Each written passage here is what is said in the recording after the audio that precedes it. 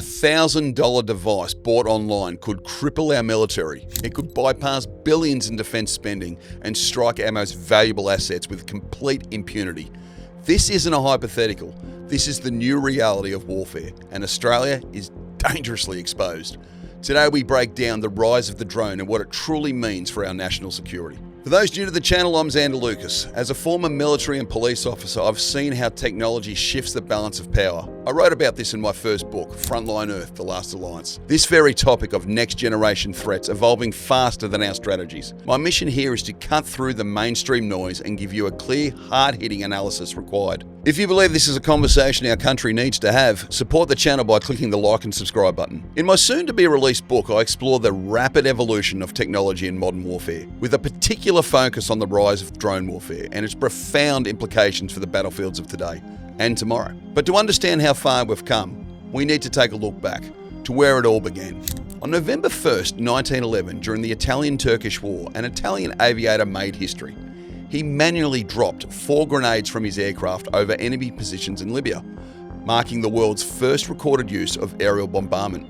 It was crude, it was imprecise, but it was revolutionary. By World War I, aircraft had evolved beyond reconnaissance. Pilots engaged in dangerous aerial dogfights, braving enemy fire in open cockpits with no parachutes.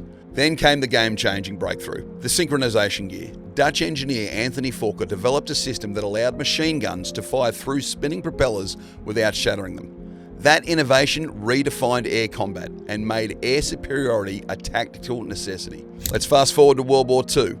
In 1940, during the Battle of Britain, the German Luftwaffe launched relentless bombing raids across the UK, not just against military targets, but cities, homes, schools, hospitals. This was the Blitz. Thousands of civilians were killed. The US 8th Air Force alone lost 26,000 airmen during the war. But as Nazi Germany neared defeat, they unveiled new technology: jet aircraft and the V-2 rocket, the world's first long-range guided ballistic missile. The Allies knew this technology could not be lost. So, under Operation Paperclip, over 1,600 German scientists, including Wernher von Braun, were brought to the US. Their expertise helped launch America's missile and space programs. Now, I don't have time to go down Operation Paperclip rabbit hole today, but it's definitely worth a read. Fast forward again, February 24th, 2022. Russia invades Ukraine. Most experts predicted a swift Russian victory, but Ukraine fought back, and fought back hard. The big reason? The American-made FGM-148 Javelin missile, a shoulder-launched fire-and-forget system that proved lethal against Russian tanks. But the biggest surprise wasn't the missile. It was the drone. Cheap, accessible, lethal. Both sides began modifying off-the-shelf commercial drones, arming them with grenades, plastic explosives, and do-it-yourself warheads. And they worked. A $1,000 drone was now capable of destroying a $4.5 million T-90M Russian tank. Let that sink in. A drone, the price of a gaming laptop, was taking out cutting-edge armoured vehicles. And it wasn't just about the physical destruction. The psychological effect was massive.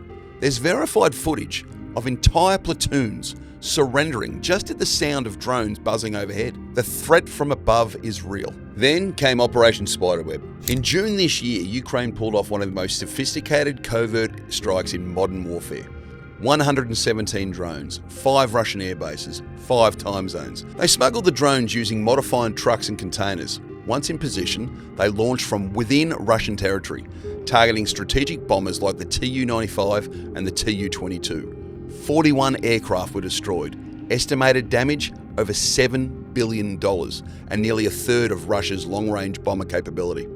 It was a masterclass in asymmetric warfare. And it wasn't the only one. Just a few weeks later, Israel carried out one of the boldest covert drone operations of the decade. According to multiple intelligence sources, Israel operatives smuggled small drones into Iran, possibly through cargo shipments or covert infiltration routes. Once inside the country, they launched the drones at key Iranian defense systems, blinding their radar network and disabling missile batteries near suspected nuclear and military sites. And then, hours later, Israel fighter jets entered Iranian airspace, conducted precision strikes. The operation left Iran's top strategic assets exposed and devastated.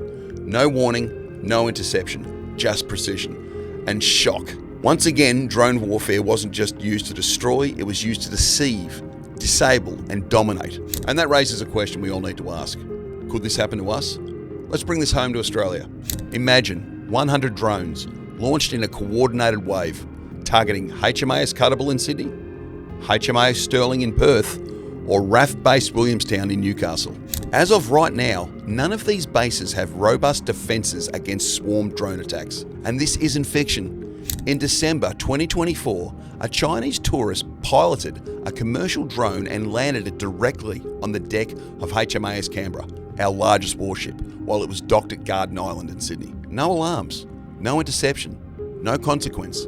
The video went viral, a real wake-up call for the ADF. So yes, this type of attack isn't just plausible, it's probable. In fact, as I was preparing this report, Australia's Chief of Defence, Admiral David Johnson, delivered a sobering message. He said, and I quote, "Perhaps finally we're having to reconsider Australia as a homeland from which we will conduct combat operations." That's the reality. Drone warfare is rewriting the doctrine. It's cheap, it's precise, it's scalable. State actors, rogue nations, terrorist groups, anyone, anywhere with a few $1,000s and an internet connection can now carry out precise attacks with global impact. And it's not just governments we need to worry about. In Mexico, the drug cartels have adopted drone tactics lifted directly from the Russia-Ukraine playbook. The new generation cartel has deployed drones rigged with explosives and used them to attack rival gangs, police convoys, even Mexican military personnel. These aren't random hits, they're strategic, they're modelled off modern warfare. Mexican bomb squads are now being retrained specifically for drone-related threats. This isn't a remote battlefield, it's happening just across the US border. It's a chilling reminder of the tools of war no longer belong to nations. Terrorists, gangs, cartels, anyone with a few $1,000s can become a major threat. And it's already starting here in Australia. Just recently, I spoke with a high-ranking member of the New South Wales Elite Police Tactical Unit. He told me about a criminal gang that had acquired drones and were actively planning to use them for a gangland hit. Now, this is a single source, so take it with a grain of salt, but ask yourself, is it really that far-fetched? We're talking about criminals in our own backyard, plotting to weaponise drones for targeted assassinations. This isn't theoretical. This isn't the future. It's happening now. The battlefield is everywhere. The barriers to entry have collapsed and the threat is rising above us, around us, and within our own cities. Australia is not immune, and we need to be honest about that.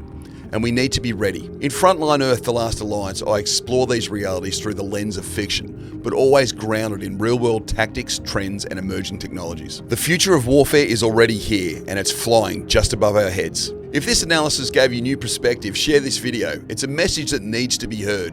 Subscribe for more and let me know your thoughts in the comments on Australia's readiness for this threat. This conversation doesn't stop here. The drone is just one piece of the puzzle. Click the screen now to watch my other videos. I'm Xander Lucas, this is the XL Brief, and I'll see you at the next one.